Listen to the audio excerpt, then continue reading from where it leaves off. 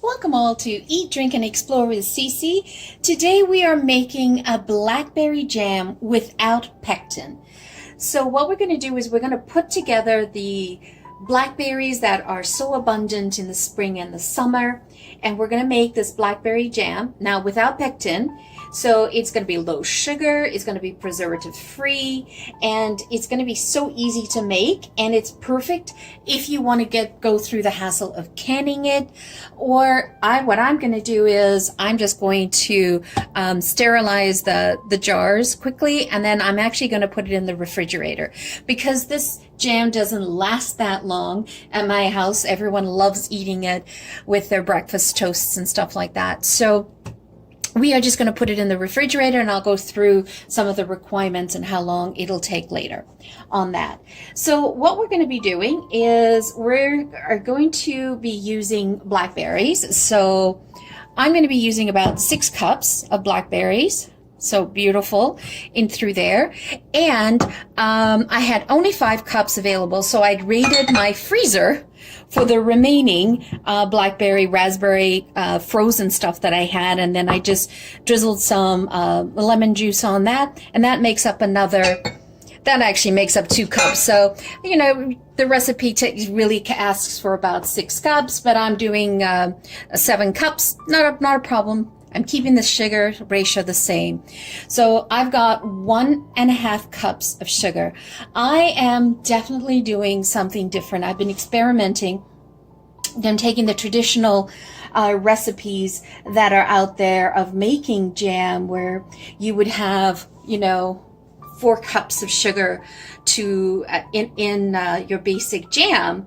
And it's like, that was like way too much sugar for me. So what I wanted to do is sort of play around with the ratios, and I've been playing around over the weeks just with some jam, and what I found was this 1.5 cups tends to be the best solution for here.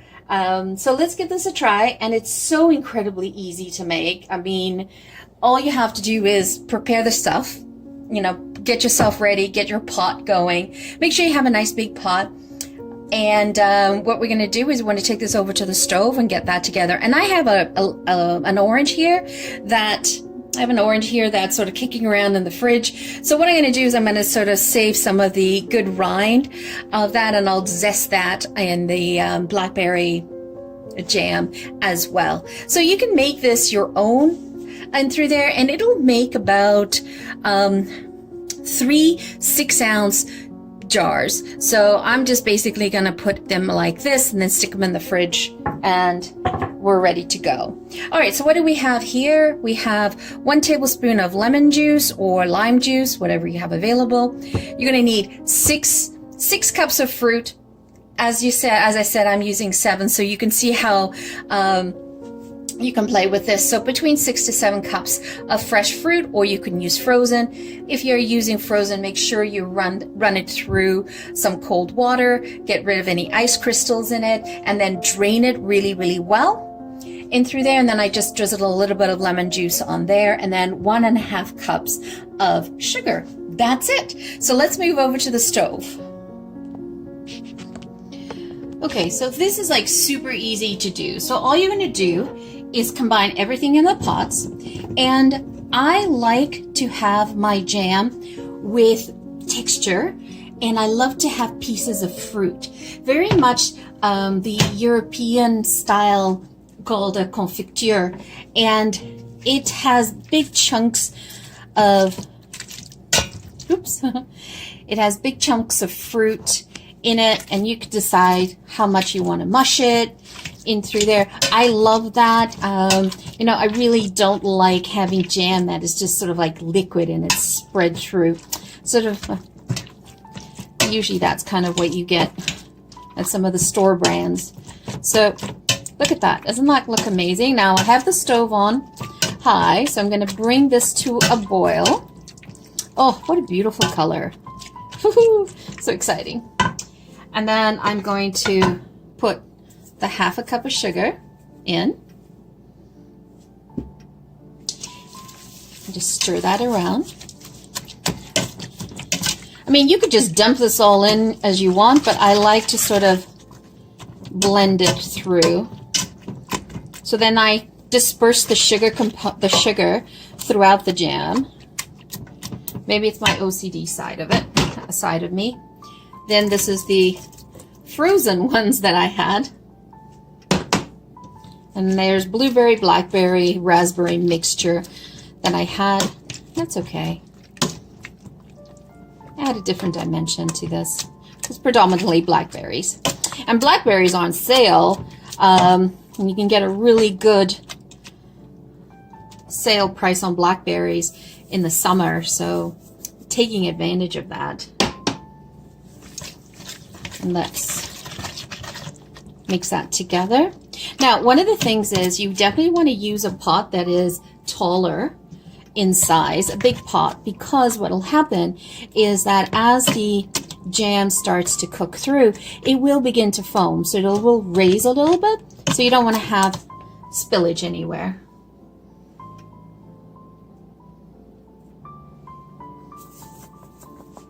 There we go. I'm just mushing it. Actually, right now I'm not even mushing it. I'm simply just using the potato masher to stir it. And then I'm going to add in the 1 tablespoon of lemon juice. And so you're going to bring this to a boil.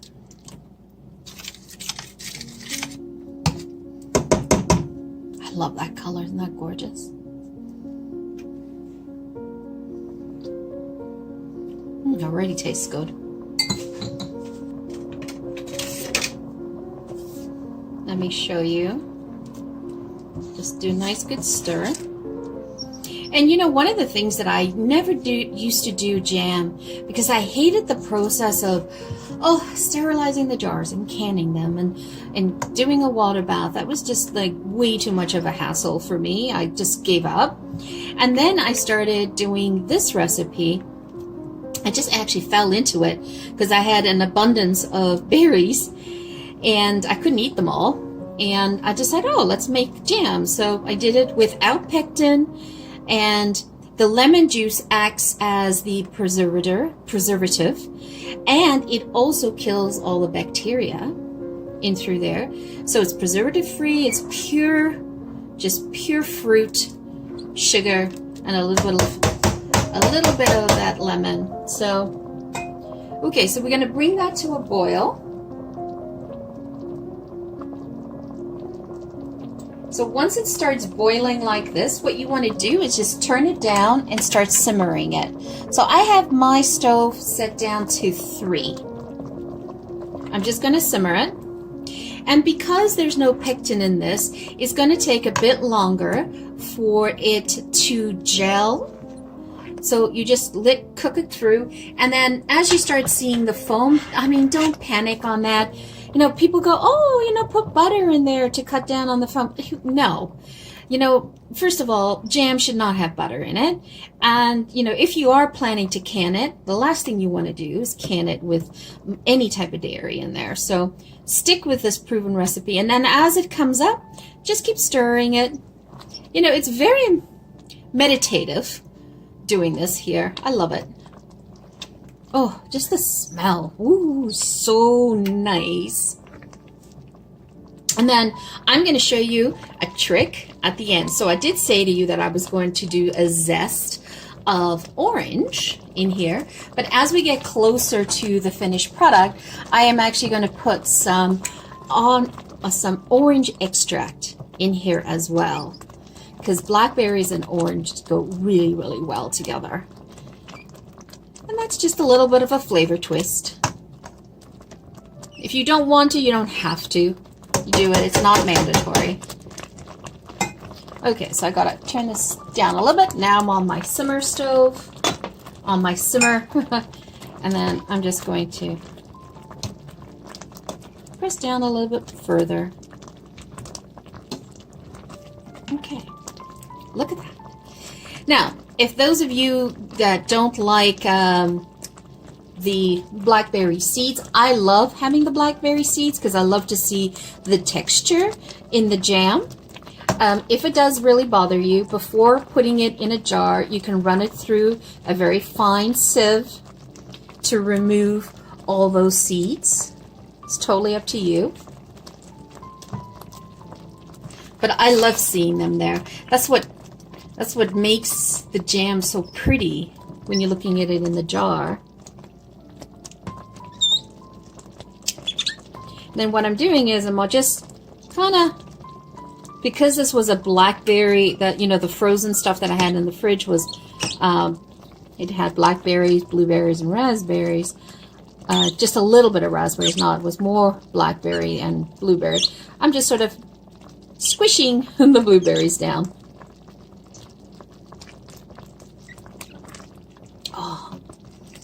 Oh, this is so exciting. I love doing these jams and having it ready. It doesn't take that long to do, and I will just sort of keep my eye open for some really fresh fruit, or some fresh fruit, and I also look for sales on them, and then I'll buy that and I'll make, you know, peach jam, or I'll make apricot jam. I've done clementine. I did try pineapple. Oh, that was interesting. I loved that. Actually, I should do that recipe for you guys. That was fun to do.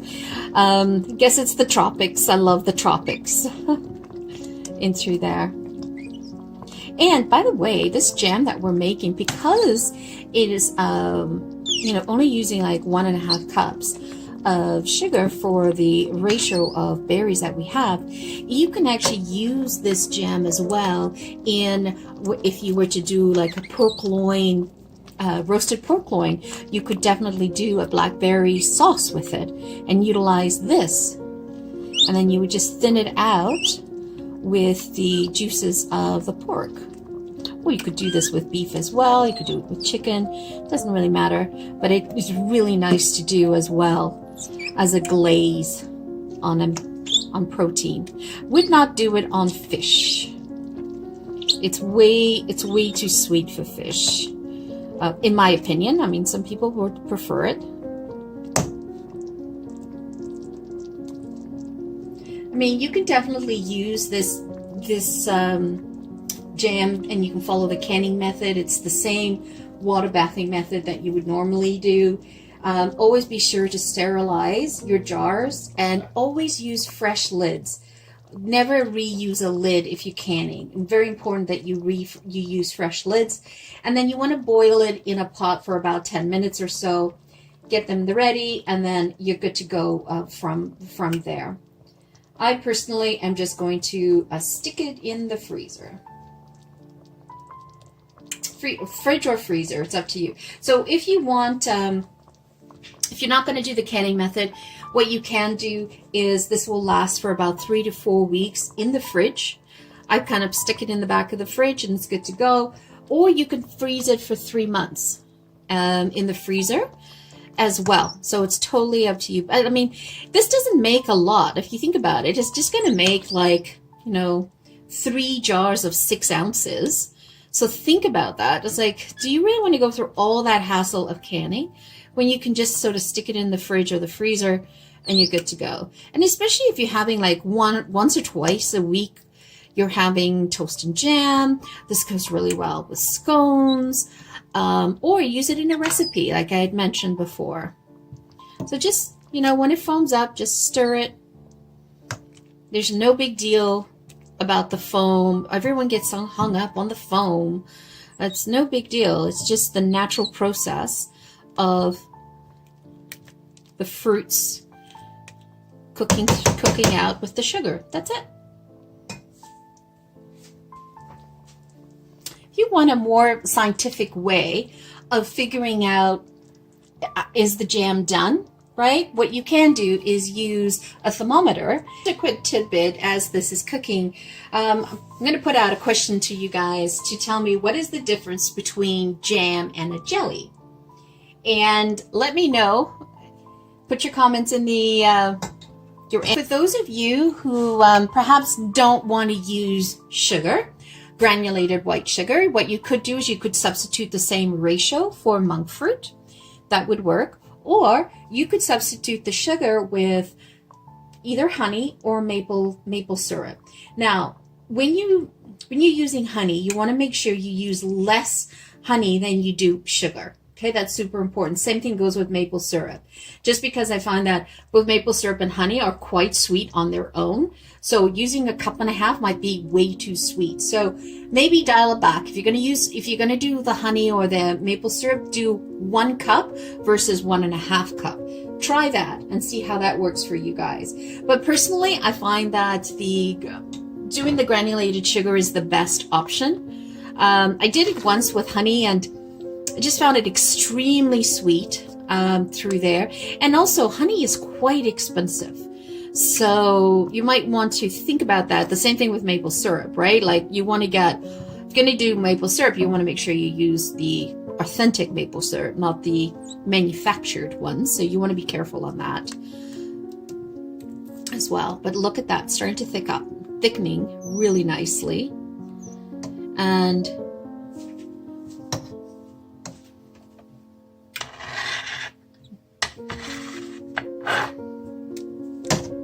see here. So if I coat the spoon and then run my finger through it, see how it's not running into each other? It's almost there. Now, what's nice about the Blackberry jam, and also using 1.5 cups of sugar, is it's not sweet at all. I mean, there's a bit of sweetness, but not compared to like regular jam. When I was doing my tests, my test batches, I did like strawberry, raspberry, and I ended up doing 2 cups of sugar, and I found that was still a bit too sweet for me. So this is why I reduced it to 1.5. And that should work out well. I think when I did it with 1 cup on the blackberry, raspberry, blueberries, because those fruits are not naturally sweet, that made it very bitter. It's almost like I felt like I was having almost like a marmalade type of idea. It had that bitterness to it. So you want to also judge that with the fruit that you're using. So right now I'm at 188 Fahrenheit. So now I took out the plate from the freezer. I'm going to add in a little bit here. And then I'm going to put it in the freezer for 1 to 2 minutes.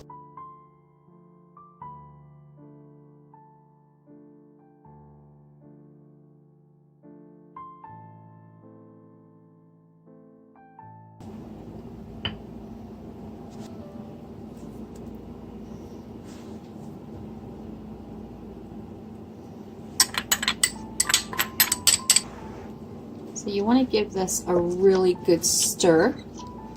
And you want to grab everything from the bottom. Just stir it. So you see how nice and chunky? And it'll set in your jars when you're done. Look at that. Look at that luscious color. Isn't that gorgeous? See? See, it's still chunky.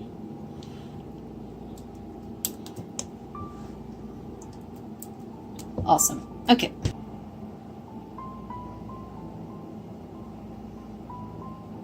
You don't want to fill them up way up to the top.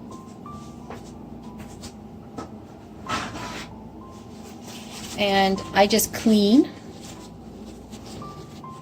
Now you do not want to put this in the fridge or the freezer until it is gotten down to room temperature. It's cooled down to room temperature. And don't put the lids on until it cools down. Now if you were canning, it's a whole different story. You follow the canning method. And I definitely got more jam this time because I used 7 cups instead of 6 cups. That's okay. Always want more. Oh, by the way, this is really good on ice cream, on vanilla ice cream as a topping. Also good for like trifles, if you want to add this to your trifle, or just on top of sponge cake. Very good as well.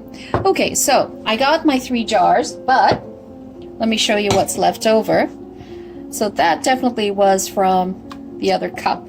So I'll go put that in another container. There you guys have it. I ended up having extra because I did 7 cups. And these were 250 milliliter jars, a little bit more fruit than I'd anticipated from the last time. But as you can see, you're ready to go. So before you put this in the fridge or the freezer, you want to bring this down to room temperature, cool it, leave it outside. It's okay if it's outside, just cover it like that, and then stick it in the fridge when it's cold, or the freezer. So let's give this a try. Just look at that. And then it'll actually get a little bit more firmer when it's placed in the fridge. Look at that. Isn't that gorgeous? I'm so excited. And as I said, I put in the half a teaspoon of orange extract, organic orange extract, and I did a tablespoon of freshly grated orange zest. Oh my, I don't even know how to describe it, because you have the blackberry, but then you have this little traces of orange coming through. Definitely a treat. I would highly recommend you give this a try. Have it for your morning toasts or your afternoon teas with scones. Definitely would be a treat in itself. And also, as I said, you can use this as a sauce for your proteins. And perhaps maybe I'll do a video where I'll utilize this jam and show you how I use it as a glaze. So there you have it, folks. Thank you so much for joining me today. We created this beautiful, luscious blackberry orange jam that will delight your taste buds in the morning when you have your toast or your scone for tea time. It's definitely a try. If you have not yet subscribed, please consider subscribing. I'm trying to hit my personal goal of 1,000 subscribers by the end of the year, and I'm falling really short, so really would love a helping hand from you all. Please consider subscribing. Thank you so much if you already have. Always appreciated that you've done that and joined the community. Once again, thank you. Have a great day. Ciao for now.